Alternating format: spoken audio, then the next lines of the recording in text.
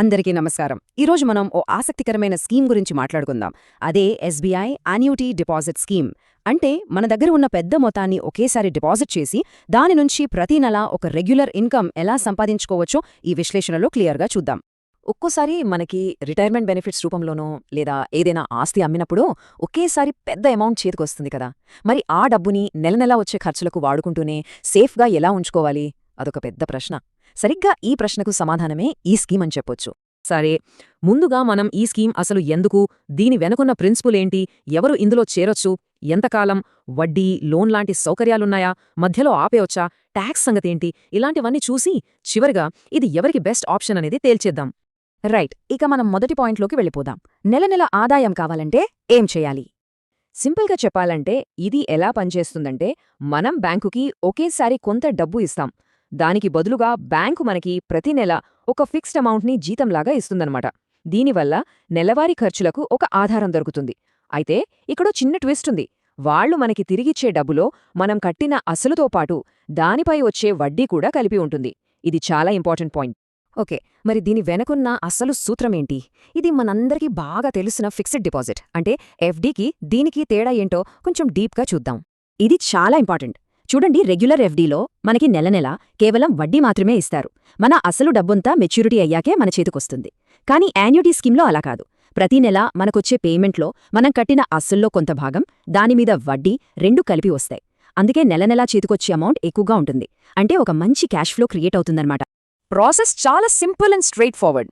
First మనం ఒకేసారి డబ్బు డిపాజిట్ చేస్తాం. తర్వాత బ్యాంక్ దానిపై వడ్డీ లెక్కిస్తుంది.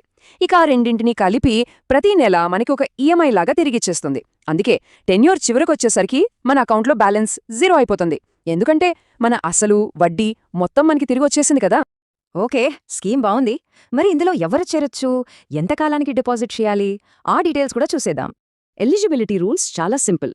ఇండియాలో నివసించే ఎవరైనా ఈ అకౌంట్ ఓపెన్ చేయొచ్చు. సింగిల్గా లేదా జాయింట్గా, ఎలాగైనా. చివరికి మైనర్ల పేరు మీద కూడా అకౌంట్ తెలవచ్చు. అయితే ఒకే ఒక కండిషన్, ఎన్ఆర్ఐలు అంటే నాన్ రెసిడెంట్ ఇండియన్స్కి మాత్రం ఈ స్కీమ్ అందుబాటులో లేదు. ఈ స్కీమ్లో మనకు 4 టైం పీరియడ్ ఆప్షన్స్ అందుబాటులో ఉన్నాయి. అవి 3, 5, 7 లేదా 10 సంవత్సరాలు. అంటే మీకు 36 నెలల నుంచి 120 నెలల వరకు నెలనెలా ఆదాయం వచ్చేలా ప్లాన్ చేసుకోవచ్చన్నమాట. అందరూ ఎక్కువగా తీసుకునే 5 ఏళ్ల ప్లాన్తో ఇది ఎలా పనిచేస్తుందో చూద్దాం. ఒక 10 లక్షల రూపాయలు ఇన్వెస్ట్ చేశారనుకుందాం.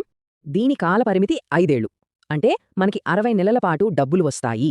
చూడండి, నెలవారీ చెల్లింపులు, మొత్తం లాభంలో ఎంత తేడా ఉందో, ముఖ్యంగా సీనియర్ సిటిజన్లకు. ఇక్కడ గుర్తుంచుకోవాల్సిందేంటంటే ప్రతి నెలా వచ్చే డబ్బులో మన అసలు కూడా కలిసి ఉంటుంది. సో టర్మ్ చివరికొచ్చేసరికి అసలు వడ్డీ మొత్తం వచ్చేస్తుంది, బ్యాలెన్స్ 0 అయిపోతుంది. ఒకవేళ టైం పీరియడ్ మారితే అప్పుడు పరిస్థితి ఏంటి చూద్దాం. ఈ టేబుల్లో చూడండి, ప్లాన్ టైం పెరిగే కొద్దీ నెలవారీ ఆదాయం తగ్గుతుంది, కానీ లాభం పెరుగుతుంది. ఇక్కడే ఉంది అసలు విషయం. తక్కువ టైంలో ఎక్కువ నెలవారీ ఆదాయం వస్తుంది. అయితే మొత్తం లాభం చూస్తే మాత్రం ఎక్కువ కాలపరిమితి ఉన్న ప్లాన్కే ఎక్కువ వస్తుంది. ఇక్కడే పెట్టుబడిదారుడు ఒక కీలక నిర్ణయం తీసుకోవాల్సి ఉంటుంది. So choice simple. ప్రతి నెల ఎక్కువ డబ్బు కావాలా, లేక మొత్తం మీద ఎక్కువ లాభం కావాలా? మరి ఎంత డిపాజిట్ చెయ్యాలి? ఇక్కడ మ్యాక్సిమం లిమిట్ అంటూ ఏమీ లేదు. ఎంతైనా డిపాజిట్ చేసుకోవచ్చు. కానీ ఒక మినిమం కండిషన్ ఉంది. ఏంటంటే మనం డిపాజిట్ చేసే అమౌంట్ నుంచి నెలకి కనీసం 1000 రూపాయలన్నా వచ్చేలా ఉండాలి. అదొక్కటే రూల్. అంటే రఫ్గా చెప్పాలంటే మీకు నెలకి 1000 రూపాయలు కావాలనుకుంటే 3 ఏళ్ల టెన్యూర్కి సుమారుగా ఓ 36,000 రూపాయలు డిపాజిట్ చేయాలి. ఇది వడ్డీ రేటును బట్టి కొంచెం అటు ఇటు అవ్వచ్చు, బట్ ఇదొక ఐడియా కోసం. సరే, ఇప్పుడు అసలు విషయానికొద్దాం. వడ్డీ రేట్లు, లోన్ ఫెసిలిటీస్, ఇంకా ఇతర సౌకర్యాలు ఏమున్నాయో చూద్దాం. ఇది చాలా మందికి ఇంట్రెస్టింగ్గా ఉంటుంది. వడ్డీ రేట్ల గురించి పెద్దగా టెన్షన్ పడక్కర్లేదు.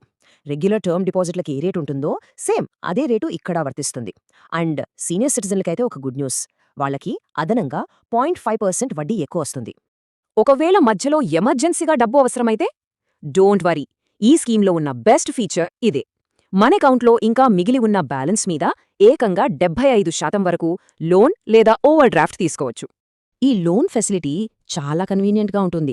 మనం లోన్ తీసుకున్న తర్వాత మనకి ప్రతి నెలా రావాల్సిన యాన్యుటీ అమౌంట్ ఉంది కదా, అది డైరెక్ట్గా లోన్ అకౌంట్కి క్రెడిట్ అయిపోతుంది. అంటే మనం మళ్ళీ సపరేట్గా ఈఎంఐలు కట్టే పని లేకుండానే లోన్ క్లియర్ అయిపోతుందన్నమాట. ఇది నిజంగా ఒక మంచి సౌకర్యం. ఒక్కసారి మొత్తం స్కీమ్ని సింపుల్గా ఈ 4 స్టెప్స్లో చూద్దాం. 1. ఒకేసారి డబ్బు డిపాజిట్ చేయడం. 2. ప్రతి నెలా ఒక ఫిక్స్డ్ ఈఎంఐ లాగా ఆదాయం అందుకోవడం. 3. టెన్యూర్ చివర్లో అకౌంట్ బ్యాలెన్స్ 0 అవ్వడం. 4 వడ్డీ రేటు అనేది అప్పటి ఫిక్స్డ్ డిపాజిట్ రేటులాగే ఉండటం. ఇది గుర్తుంటే చాలు, స్కీమ్ మొత్తం అర్థమైనట్టే. రైట్.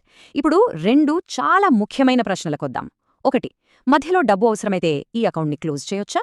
2 వచ్చే ఆదాయం మీద ట్యాక్స్ ఎంత పడుతుంది? చూద్దాం. ఈ విషయంలో కొన్ని రూల్సున్నాయి. జాగ్రత్తగా వినండి. మన డిపాజిట్ గనక 15 లక్షల లోపు ఉంటే కొంత పెనాల్టీ కట్టి మధ్యలోనే క్లోజ్ చేసుకోవచ్చు. కానీ 15 లక్షలు దాటితే మాత్రం మధ్యలో క్లోజ్ చేయడానికి పర్మిషన్ ఇవ్వరు.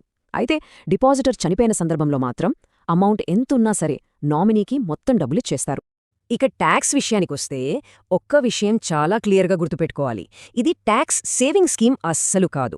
మనకి నెలనెలా వచ్చే అమౌంట్లో ప్రిన్సిపల్ కాకుండా ఏదైతే వడ్డీ భాగం ఉంటుందో దానికి ట్యాక్స్ పడుతుంది. ఈ వడ్డీ ఆదాయం మన మొత్తం ఇయర్లీ ఇన్కమ్కి యాడ్ అవుతుంది. దాని ప్రకారం మన ట్యాక్స్ స్లాబ్ ఏదైతే అది వర్తిస్తుంది. ఓకే, ఇన్ని డీటెయిల్స్ చూసాక ఇప్పుడు ఫైనల్ క్వశ్చన్కి వద్దాం. అసలు ఈ స్కీమ్ ఎవరికి బెస్ట్ సూట్ అవుతుంది? ఎవరికి ఎక్కువ ఉపయోగపడుతుంది? చూడండి, చేతిలో ఒకేసారి కొంత పెద్ద మొత్తం ఉండి దానికి సేఫ్టీ కోరుకుంటూ నెలనెల రెగ్యులర్ ఖర్చుల కోసం ఎఫ్డీ వడ్డీ కన్నా కొంచెం ఎక్కువ ఆదాయం కావాలి అనుకునేవాళ్లకి ఇది పర్ఫెక్ట్ స్కీమ్. ముఖ్యంగా రిటైర్ అయిన వాళ్లకి వాళ్ల నెలవారీ ఖర్చులు కవర్ చేసుకోవడానికి ఇదొక వరం లాంటిది అని చెప్పొచ్చు. సో ఫైనల్గా గుర్తుపెట్టుకోవాల్సిన విషయం ఏంటంటే, ఇది మన డబ్బుని పెంచే ఇన్వెస్ట్మెంట్ కాదు. ఇది మన డబ్బుతో మనమే సొంతంగా ఒక పెన్షన్ లాంటిది క్రియేట్ చేసుకునే ఒక టూల్, ఒక క్యాష్ ఫ్లో జనరేట్ చేసుకునే సాధనం, అంతే. అందుకే ఈ స్కీమ్ గురించి ఆలోచించే ముందు మనల్ని మనం ఒక ప్రశ్న వేసుకోవాలి. మన ఫైనాన్షియల్ గోల్ ఏంటి? మనకు నెలనెల ఒక రెగ్యులర్ ఇన్కమ్ అవసరమా, లేదా లాంగ్ టర్మ్లో మన వెల్త్ పెంచుకోవడమా? ఈ ప్రశ్నలకు మీ సమాధానాన్ని బట్టే ఈ యాన్యుటీ డిపాజిట్ స్కీమ్ మీకు సరైనదో కాదో తెలుస్తుంది.